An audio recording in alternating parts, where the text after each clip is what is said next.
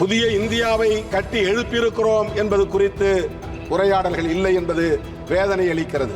மத நம்பிக்கை உள்ளவர்களின் கைகளில் ஆட்சி அதிகாரம் சிக்கிக் கொண்டால் நாட்டை விட மத நம்பிக்கைகளே மேலானது என்பதை அவர்கள், இது அரசமைப்பு சட்டத்திற்கு எதிரான தாக்குதல். அவருடைய பெருமையை போற்றுகிற அதே வேளையில் அவர் உருவாக்கிய அரசமைப்பு சட்டத்தின் ஆன்மாவை தகர்க்கக்கூடிய, இங்கே எதிர்காலத்தில் வர இருப்பவர்கள் நாட்டை விட மத நம்பிக்கைகள் மேலானதா அல்லது மத நம்பிக்கைகளை விட நாடு மேலானதா? இந்த தேசத்தின் எதிர்காலத்தை எண்ணி நான் வேதனைப்படுகிறேன். அரசியல் ஜனநாயகத்தை வென்றெடுத்து விட்டோம், ஆனால் சமூக ஜனநாயகம் கேள்விக்குறியாக இருக்கிறது. Hola! Your dream vacation to Dubai starts from ₹29,999 only with GT Holidays, South India's #1 travel brand. மாண்புமிகு அவைத் தலைவருக்கு வணக்கம். இந்த அரிய வாய்ப்பை எனக்கு வழங்கியமைக்காக என்னுடைய நன்றியை உரித்தாக்குகிறேன். அரசமைப்பு சட்டம் ஏற்கப்பட்டு 75 ஆண்டுகளை தொட்டிருக்கிற நிலையில் அதை கொண்டாடும் வகையில் 2 நாட்களாக இந்த அவை புரட்சியாளர் அம்பேத்கர் அவர்களை போற்றிக் கொண்டிருக்கிறது. புரட்சியாளர் அம்பேத்கர் அவர்கள் 3 ஆண்டு காலம் அல்லும் பகலும் அயராது உழைத்து ஒரு புதிய இந்தியாவை, சமத்துவ இந்தியாவை கட்டமைப்பதற்காக இந்த நாட்டுக்கு ஒரு அருட்கொடையாக வழங்கிய சட்டம்தான் இந்திய அரசமைப்பு சட்டம். இது வெறும் சட்டம் மட்டுமல்ல, புதிய இந்தியாவை கட்டமைப்பதற்கான கோட்பாடும் ஆகும். இந்திய அரசமைப்பு சட்டத்தின் முகப்புரை அதை விளக்குகிறது. இந்திய அரசமைப்பு சட்டத்தின் முகப்புரையில் நாம் எத்தகைய இந்தியாவை எதிர்காலத்தில் கட்டமைக்கப் போகிறோம் என்பதை உறுதிப்படுத்தி இருக்கிறார்கள். சோசலிசம், செக்யூலரிசம், புளூரலிசம் மற்றும் ஃபெடரலிசம் என்கிற இந்த 4 கோட்பாடுகளும் இந்திய அரசமைப்பு சட்டத்தின் அடிப்படை கூறுகளாகும். அவை மட்டுமின்றி நீதி, சுதந்திரம், சமத்துவம், சகோதரத்துவம் ஆகிய 4ம் புதிய இந்தியாவை கட்டமைப்பதற்கான தூண்களாகும். இவற்றை பாதுகாப்பதுதான் இன்றைய சவாலாக நம் முன்னால் இருக்கிறது. இங்கே உரையாற்றிய மாண்புமிகு உறுப்பினர்கள் பலரும் புரட்சியாளர் அம்பேத்கர் அவர்களின் பெருமைகளை பேசுகிற அதே வேளையில் அவரை எதிர்த்தது, அவருக்கு துரோகம் செய்தது நீயா நானா என்கிற வகையில்தான் விவாதங்கள் அரங்கேறிக் கொண்டிருக்கின்றன. எந்த அளவுக்கு இந்த 75 ஆண்டு காலத்தில் அரசமைப்பு சட்டத்தை நடைமுறைப்படுத்தி இருக்கிறோம், வெற்றிகரமாக அவற்றை நடைமுறைப்படுத்தி புதிய இந்தியாவை கட்டி எழுப்பியிருக்கிறோம் என்பது குறித்து உரையாடல்கள் இல்லை என்பது வேதனை அளிக்கிறது.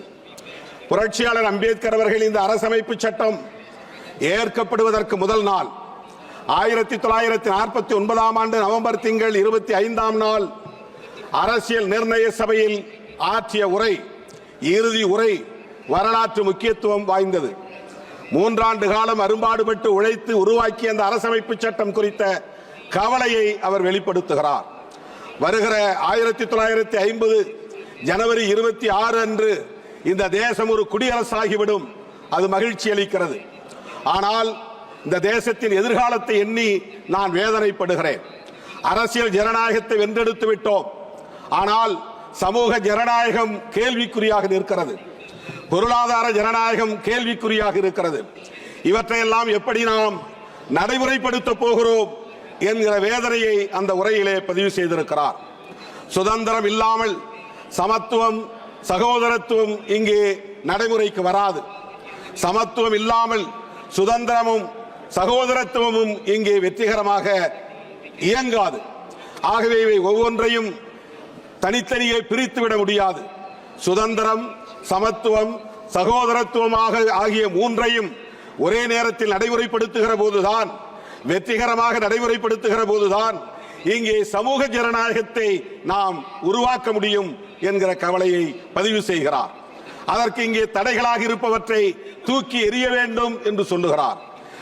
சகோதரத்துவம் இல்லாமல் சமத்துவம் இல்லை. நாம் அனைவரும் ஒரே குடும்பத்தை சார்ந்த உடன்பிறப்புகள் என்கிற உணர்வை பெற வேண்டும். இது தேசம் என்கிற ஒற்றை வடிவத்தை இன்னும் பெறவில்லை. இது தேசமாகவே இல்லை. ஆகவே நாம் அனைவரும் ஒரு தேசிய இனம் என்று கூட சொல்ல முடியாது. அப்படிப்பட்ட நிலையிலே சமூக ஜனநாயகத்தை வென்றெடுப்பதற்கு புரட்சியாளர் அம்பேத்கர் அவர்கள் பல்வேறு யோசனைகளை சொன்ன அதே வேளையில் தன்னுடைய ஆழ்ந்த வருத்தத்தை பதிவு செய்ததை இங்கே நான் பதிவு செய்ய விரும்புகிறேன். இங்கே எதிர்காலத்தில் வர இருப்பவர்கள் நாட்டை விட மத நம்பிக்கைகள் மேலானதா அல்லது மத நம்பிக்கைகளை விட நாடு மேலானதா என்ற கேள்விக்கு யார் விடை செல்ல போகிறார்கள்? ஒருவேளை நாட்டை விட மத நம்பிக்கைகள் மேலானது என்று கருதினால் இந்த தேசம் மீண்டும் சுதந்திரத்தை இழக்க நேரிடும். இந்த தேசத்தின் சுதந்திரத்தை மீண்டும் நாம் வென்றெடுக்க முடியாத நிலை உருவாகிவிடும் என்ற கவலையை வெளிப்படுத்தி இருக்கிறார். 75 ஆண்டுகளுக்கு முன்னால் தீர்க்க தரிசனமாக அவரால் உணர முடிந்திருக்கிறது. மத நம்பிக்கை உள்ளவர்களின் கைகளில் ஆட்சி அதிகாரம் சிக்கிக் கொண்டால் நாட்டை விட மத நம்பிக்கைகளே மேலானது என்பதை அவர்கள் உறுதிப்படுத்தக்கூடிய நிலை உருவாகும் என்பதை இங்கே சொன்னார். புரட்சியாளர் அம்பேத்கர் சொன்னது இங்கே இப்போது நடைமுறையில் இருப்பதாகத்தான் நம்மால் உணர முடிகிறது. புரட்சியாளர் அம்பேத்கர் அவர்கள் வாழ்ந்த இடத்தை சர்வதேச நினைவகமாக மாற்றியிருக்கிறீர்கள். அவருடைய உடல் எரியூட்டப்பட்ட இடத்தை அங்கே 433 அடி உயர சிலையை நிறுவியிருக்கிறது உண்மைதான். அதை 26 திறக்க போகிறீர்கள். புரட்சியாளர் அம்பேத்கர் லண்டனில் வாழ்ந்த இடத்தை நினைவிடமாக மாற்றியிருக்கிறீர்கள். ஆனால் அவருடைய பெருமையை போற்றுகிற அதே வேளையில் அவர் உருவாக்கிய அரசமைப்பு சட்டத்தில் ஆன்மாவை தகர்க்கக்கூடிய ஜனநாயகத்தை தகர்க்கும். Already you have taken more than your time. Already you have taken more than your time. Please kindly conclude. Vijay Kumar Hasdak ji, please. Vijay Kumar. Sir, मैं बोलना आरंभ करता हूं और धन्यवाद देता हूं कि आपने मुझे कॉन्स्टिट्यूशन एडॉप्शन पे बोलने का मौका दिया। सर, इधर हूं। हो गई बात। और हो गई। I have already given more than 3 minutes more. Please. Kindly conclude. Single minute. Kindly conclude. Sir, single minute. பொருளாதார அடிப்படையிலான இடஒதுக்கீட்டு முறையை இங்கே சட்டமாக்கி இருக்கிறீர்கள். இது அரசமைப்பு சட்டத்திற்கு எதிரான தாக்குதல். ஆனால் schedule cost, schedule tribes, OBC மக்களுக்கான இடஒதுக்கீட்டிற்கு சட்டம் இல்லை. Shri Vijay Kumar ji. Hola! Your dream vacation to Dubai starts from rupees 29,999 only with GT Holidays, South India's #1 travel brand. மின்னம்பலம்.com தமிழின் முதல் மொபைல் பத்திரிகை.